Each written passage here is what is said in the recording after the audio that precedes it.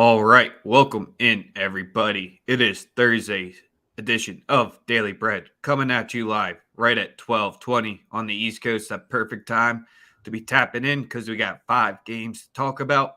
2 in the NBA, the World Series game 4. Yeah, no, game 5, sorry. Last night made me too mad.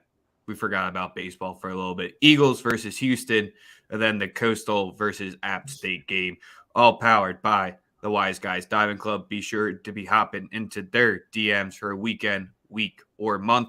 We're live on Twitter. Hit the link up in the title if you want to be featured in today's show via YouTube. YouTube's the only way we can feature your comments, so you can screen grab them and clout on Twitter when you drop some winners. But Sosa, how you feeling? Feeling great, man. Rough night for you guys. Rough night for the Phillies, man. Hitting no hit in the playoffs. I mean, you know what it's like to be on the other side of that. So I guess it's a little weird, right? But I guess 2 of nonetheless, the 3 have happened in the stadium and basically in our lifetimes. yeah, Don Larson. Does his stats even count? Hey, he only threw 97 pitches in 1956 to get it, though. That's efficient. That's fucking amazing. So Well, yeah, can't get much worse. It's really what it is. They're rocking the powder blue today. Obviously, can't lose just from that aspect. From Thor on the mound, we'll see. 1 bad inning, and that's all that cost them yesterday. Not much else to say out there. Both bullpens still seem to be pretty solid, so we'll have to see who has the leverage if the starters don't give up some large numbers again. I think What you it's see in the fucking. NBA though last night? Ah. The Raptors, we knew they were going to win, but to win by 40 and Siakam only make 1 3. A little bit upset about that. Gordon Hayward took the night off at halftime, so that's always interesting. That did not help very much. What The else? Lakers. The Lakers. Wow, Trey Murphy the third. Where the fuck were you on the on the fucking final play of the game? What? How terrible was that? That was absolutely atrocious. I can't I can't even start to fathom how horrible that was. Lost Matt Ryan on a back screen, opposite corner on a 40-foot pass. That's absolutely inexcusable. I'm sorry to break the news, but that's absolutely inexcusable. You Matt cannot do Ryan that. hitting buzzer beaters. This is how we are 7 or 8 games into the season. Sixers laid another fat egg last night. Yeah, Ag is. You know what, man? I don't even really know what to make of last night. Washington was very efficient at taking advantage of the things that they're good at. You know what I mean? Especially with no Embiid, Porzingis was able to find himself occupied in the paint and really assert himself. You got to give credit where it's due. That's what they did, and I can't be upset about that. It's clear that we did not have our best player last night. They took advantage of that, and it's important that we recognize it and look at it like that. You know, that's really how I feel. I'm not really too pressed or upset about it, to be totally honest with you. Um, Other than that, Kings showed up, covered the 6.5. Got yes, kind of scared when the CLV came on our way because Jimmy ended up sitting out, which was not expected in our analysis. But when you have the back-to-backs like that after taking down the champs, it might happen. And then the Bucks just rolled them last night. So Kevin good Herter, day from our side here. in the words of our good friend Roddy from Atlanta, Kayvon took took care of business last night. I'm very happy about it. He cashed out pretty well, but it's just been a rough. It's just been, like I said, like last night was just an interesting night. I had some of the worst beats I've ever had in my life. Like I said, Siakam shooting 1 for 5 and a 40-point blowout from three. Gordon Hayward taking the night off at halftime. That wasn't on anybody. No one expected that one. Not really anything else. And Zion Williamson was in foul trouble as well last night. Not necessarily very happy about his performance last night. I think he could have played much better. But again, we get back to the next. What are we on? What are we into first to see today? Let's talk about. I know Ari hinted on the World Series, but let's talk about Game 5. You got anything official here? You know what, man? It's a tough one. It's a tough call for me here. I was wrong yesterday. I think we do see runs tonight. That would probably be my only real takeaway. I think we see some runs. I think the game probably goes over. Not extremely trusting in either of the starting pitchers. I do believe that obviously one of the teams have a decided edge on the base pads. I mean, Syndergaard's absolutely horrible against runners, whereas Suarez was great. He's the complete polar opposite. Last night, everyone was stealing for fun. Yeah, I mean, like 4, I think, in last night's game. The best part about tonight, they got someone on second. The best part about tonight is the bullpen is still relatively fresh. You can still mix and match pretty well based on who's going to be out there. And I don't think I expect Syndergaard to be out there for an extended period of time. I don't think he's going to be out there that long. I think they're totally happy with him getting through 3. They may be even prepared to pitch him less. But I think that this is with a travel day tomorrow, Philly is going to literally unleash every and anything they can in order to get this W. There's no doubt in my mind that's well, if they're doing to those words, I have the answer to it, but I want to play devil's advocate. Why isn't Wheeler starting then today? He is the lowest ERA in Citizens Bank Park history. Right. Well, I know you want to keep him ready for Game 6, but he just gave up 5 last time. I know he didn't look great the last game where he didn't have his control, but rather have my ace coming off a loss, like you just said, coming off a rough outing the last time. I'd rather have my ace in a potential elimination game either way than tonight. Tomorrow you can be eliminated if you're down 3-2. Tomorrow you can win it all, or the next game you can win it all. That's the thought process here. It's knowing that he's your ace. He's going to be the best guy that you have on full rest. That is what inherently would give you the best chance to win. I'm totally cool with it. It makes sense. Makes total sense to me. Yeah, but he still has the lowest ERA in Citizens Bank Park history. Just a weird thought when you don't know how many runs you're going to get, even though Verlander, he can go through all his World Series stats. Maybe he finally gets a solid outing tonight. Who the hell knows? But NBA time. Let's start it off with the Magicians. What do you like in the Magicians game? I don't like this Magician team. You don't like anything in the Magicians?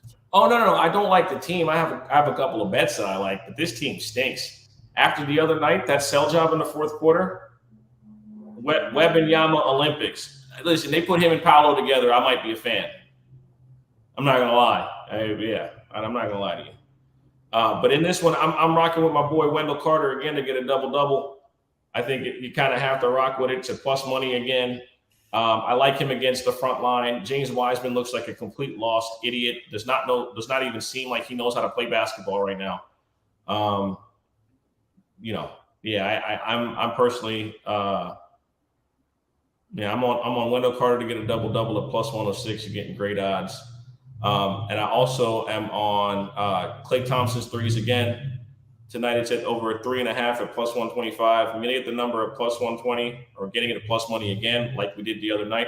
I think Klay builds on his performance the other night. A lot of people are ready to dismiss him. He played pretty well against Miami. It's just that close games in the fourth quarter, Steph Curry's going to find a way. All this talk about him needing to be replaced by Jordan Poole, neither of them are going to give you a shit ton of defense right now. I mean, Klay may have lost a step defensively, but at least I know he'll get physical with people. Jordan Poole's a fucking blow-by. And I don't care what anyone says. He can't guard a soul. So for people to continuously lie about that, it's getting kind of old. I don't really like it.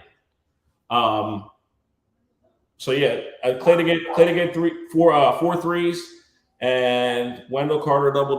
Nobody on the front line again. I'm gonna say it again, really scares me in regards to Wendell Carter. Wendell Carter can play the he can gather a lot of defensive and offensive rebounds.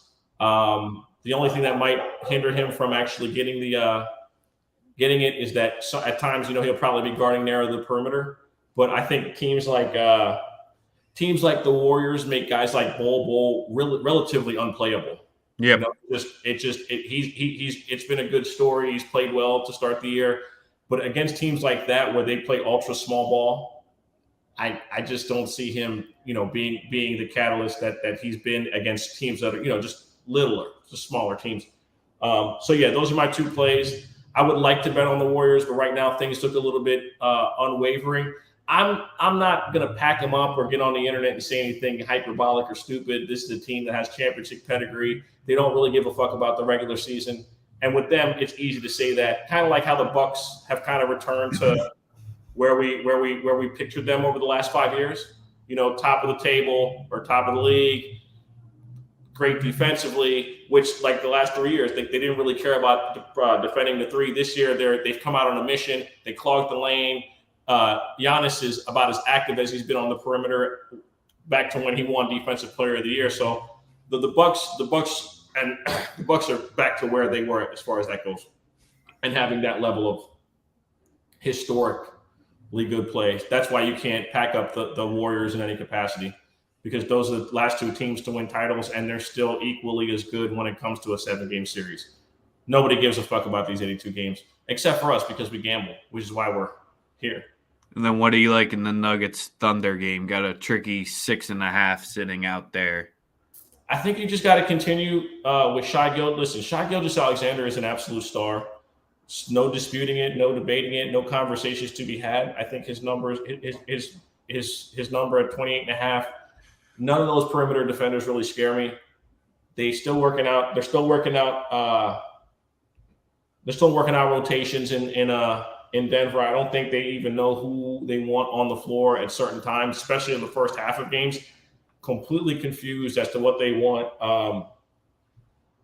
And then also at times Malone has a tough time deciding on whether he wants defense on the floor or offense on the floor to go with Joker. And we haven't seen Murray actually come back to being 100% yet. So I have no play on that. I like Shai Gilly over 28.5 at -102. You just got to keep betting it, man. The guy has been an absolute star. And if you haven't cashed out on him at least once or twice this season, then you haven't been betting basketball correctly, because he's been the most consistent guard to start the year. Show me another. Show me somebody more consistent. You can't, because he's been the most consistent guard from a gambling standpoint this year. You continue to ride the wave until it gives you a reason not to. I would bet the Curry over 27.5. Again, I don't know about the continuity that this team is showing. They aren't showing any. Wiseman doesn't seem to be developing. Kuminga's, he's getting DNPs. Too difficult of a case. I'm just coming off a Miami game where they got a day off as well. We don't know when they got into Orlando, because the minute you get there, it's chill. But we don't know how long the guys are out in Miami as well. Get the Florida trip, one of their East Coast trips, done and early at the beginning of the season. But again, they're just a team in regards to just gambling them or betting on them. I think you just got to kind of wait, because there's always a point where they hit their groove and they're going to win us a lot of money, and we know that. Like it's just a matter of time till it happens, until everybody seems to be fully engaged and on the same page. We haven't quite seen that yet with this Golden State team. It will happen though. They're just simply too talented, too seasoned, the cohesion is too high for that to be a continuous issue. No way. They'll figure it out. They have to. All right. If you're catching us on Twitter, hit the link on the title to be featured in today's show via the YouTube comments. Make sure to like, follow, retweet, sub as well. College football play. One play only tonight for that. Coastal hosting App State. Coastal kind of on roller coaster right now, coming off a good win at Marshall after a bad home loss against ODU. They're +3 Whew. That's where you kind of get fishy because I think everyone wants to be back in the Chanticleers here. But we're laying the 3 with App State. -3, Ooh, -110. They're going to go in there and take I care of want it. dogs. Easy way to do it here. I trust both of the offensive and defensive line here in this game. As simple as that. This is as simple. I think they're going to win in the trenches, be able to explode. And what we saw with Coastal the last game, they put up 21 real quick and then got a field goal the last 3 quarters. So we don't know if they got a little too cold looking ahead here, but we haven't seen them play the full 4 quarters, especially against one of the top teams. So I like App State -3, -110. Ooh, Go I back love to the college old football on ticker. Thursday. Oh, we're about to talk about the Eagle game. Yeah, that's what I'm saying. StreamYard charges us per all these little tickers we got, so we got to keep it. Go to the Texans, who the hell is going to be playing at wide receiver? We don't know about that. 14-point spread on the road. I don't know if it's gotten that any higher yet since there. Tell me how to bet on this one because there's not Eagles by much I 3 think I touchdowns, really can. bro.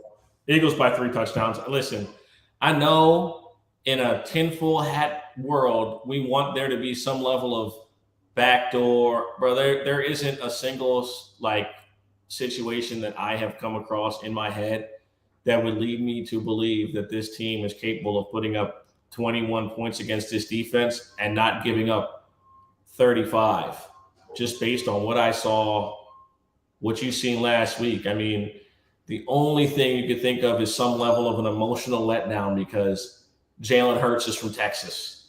I mean, that would be what you have to bank on here. It's like some level of just you guys showing up and absolutely, positively shitting the bed. I don't see that happening. I think it's the running back games tonight. I think Sanders and Gainwell are just going to be touching the ball left and right. We might even see Scott get a few touches in here because you got the short week on the road. No better way to get the O-line in and out of there, keep that clock churning, because even if you do have to go to a little bit of the RPO as well, I don't want Hurts taking many of them today. I want him to be clean, cool, and not rushing and putting himself out there because Bro. Do you see the space he gets, though? So it really doesn't y'all matter. have an elite offensive line, okay? Miles Sanders, use them today. Miles Sanders and Jalen Hurts are going to be running through fucking hallways tonight, dog. That's all they should do the whole game. I don't have there's nothing that tells me. And again, I know it's easy to put the tinfoil hat on and it's just too many points. No, it just doesn't feel like enough. That's me. It's just no if way. Damian Pierce or who do you think Dorsett and Chris Moore are the 2 top wideouts for them tonight? That's where it just comes down to is who? Yeah, Philip Dorsett. Back. He's back. Old Patriot guy. Okay. And Chris Moore.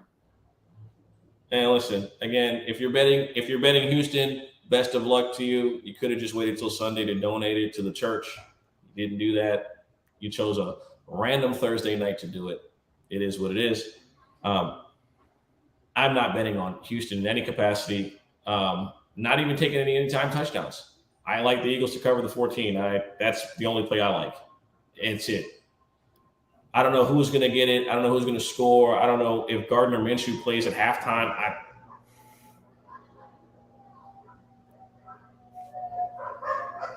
It's a tough one to try to hype up here. Yeah, I'm bet props. Bro, we don't.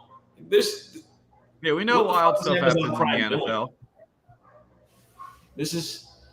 Roger was like, of course you can pay $10 billion. We'll give you the worst games ever to broadcast on your platform.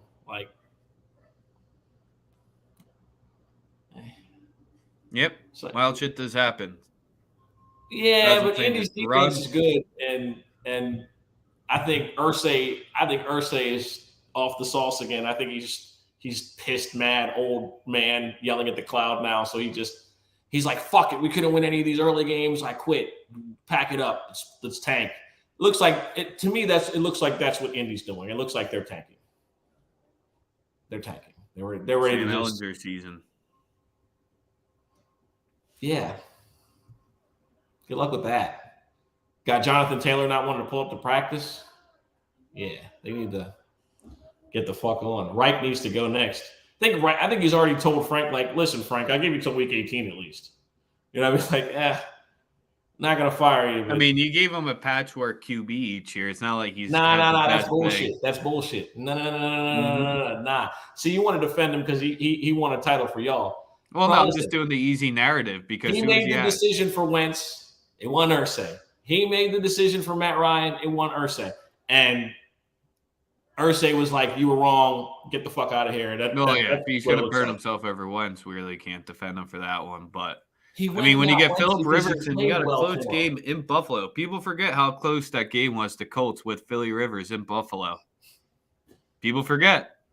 Oh, no, they got screwed in that game. They got screwed good and well by the NFL in that one. Oh, man. Philip Rivers and them, they were the better team on the field. That's what I'm saying. The refs made sure that didn't happen, though. As long as he had a competent quarterback, I thought that team's pretty solid, and we agree. It's just they lost the locker room. Yeah. Being on Hard Knocks during the season will do that to you. Last year they went through it. Everybody got to see how much they really didn't like Carson Wentz. That's part of the reason why they couldn't bring him back. They're like, damn, like his teammates really didn't fuck with him. And they don't. So, Other than that, we'll come back at you live tomorrow at some point because we got Friday night football in college and we got the NBA as well. Yeah, sure. Saturday, paid for play. Sunday morning QBs. Tonight, DFS money with JD. Don't miss it as well. Like, retweet, follow, sub. We out.